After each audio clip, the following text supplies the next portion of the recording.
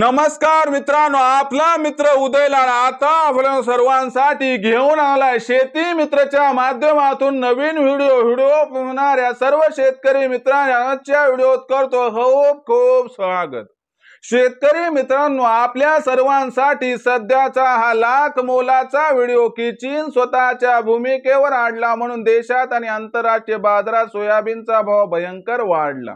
सध्याची ही लाख मोलाची अपडेट आणि लाख मोलाचा व्हिडिओ की चीन स्वतःच्या भूमिकेवरती आडला म्हणून देशात आणि आंतरराष्ट्रीय बाजारात सोयाबीनचा भाव 100% वाढला। पण चीन स्वतःच्या कोणत्या भूमिकेवरती आडला आणि याच्यामुळे देशात आणि आंतरराष्ट्रीय बाजारात कशा पद्धतीने वाढला सोयाबीनचा बाजारभाव, जर या महत्त्वाच्या प्रश्नांची आपल्यासारख्या सामान्य कास्तकार बांधवांना जाणून घ्यायची असतील सविस्तर आणि अचूक उत्तरे, तर मला वाटतं आता आपण सर्वांनी व्हिडिओ एकदा शेवटपर्यंत पाहायलाच हवा। आणि त्याचबरोबर व्हिडिओ शेवटपर्यंत पाहत असताना जर आवडला तर एकदा लाईक करा।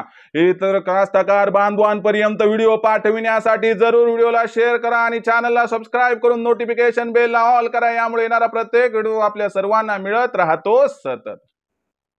शेतकरी मित्रांनो, आपल्या सर्वांसाठी सध्याचा हा लाख मोलाचा व्हिडिओ की चीन स्वतःच्या भूमिकेवर आडला म्हणून देशात आणि आंतरराष्ट्रीय बाजारात सोयाबीनचा भाव हा वाढला। मग चीन स्वतःच्या कोणत्या भूमिकेवरती आडला आणि याच्यामुळे देशात आणि आंतरराष्ट्रीय बाजारात कशा पद्धतीने सोयाबीनचा भाव हा भयंकर वाढला, जर हे आपल्या सर्वांना जाणून आणि उमजून घ्यायचं असेल तर एकच विनंती करतो की व्हिडिओ शेवटपर्यंत पहा। याच्यामध्ये सोयाबीनच्या भविष्याचं संपूर्ण भाकीत व्यक्त करण्यात आलेलं आहे।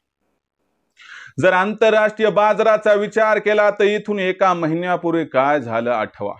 इथून एका महिन्यापूर्वी अमेरिका आणि चीन या दोन देशांमध्ये टॅरिफ वॉर हा सुरू झाला। चीन आणि अमेरिकेतील या टॅरिफ वॉर मध्ये अमेरिकेने सुरुवातीला चीन वरती आयात शुल्क वाढवलं।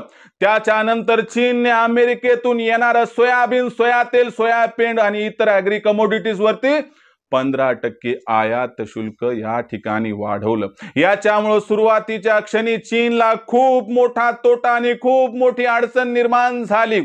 या ठिकाणी 15% आयात शुल्क वाढवल्यामुळे चीनमध्ये महागाई वाढू लागली। पण अशा परिस्थितीमध्ये चीन स्वतःच्या निर्णयावरती अडला आणि चीनने 15% आयात शुल्क जशास तसं ठेवलं। पण याला पर्याय म्हणून चीनने भारताकडून, ब्राझीलकडून आणि अर्जेंटिनाकडून मोठ्या प्रमाणात सोयाबीन, सोयातेल, सोयापेंड यांची खरेदी केली।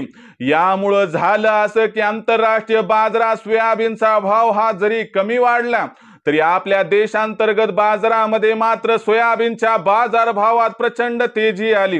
जो सोयाबीनचा भाव हा इथून एका महिन्यापूर्वी 3600 ते 3900 च्या दरम्यान होता, तो सोयाबीनचा बाजारभाव आजच्या कंडिशनला 4100 ते 4400 च्या दरम्यान आहे। याचा विचार केला तर या असणाऱ्या संपूर्ण घडामोडीमुळे आणि चीन हा स्वतः आपल्या भूमिकेवर आडल्यामुळे सोयाबीनच्या बाजारभावात 500 ची तेजी आली आणि ही तेजी कायम राहणार आहे। कारण एक गोष्ट लक्षात घ्या, चीन स्वतःच्या भूमिकेवर आडला। चीन अमेरिकेकडून सोयाबीन खरेदी करायला तयार नाही।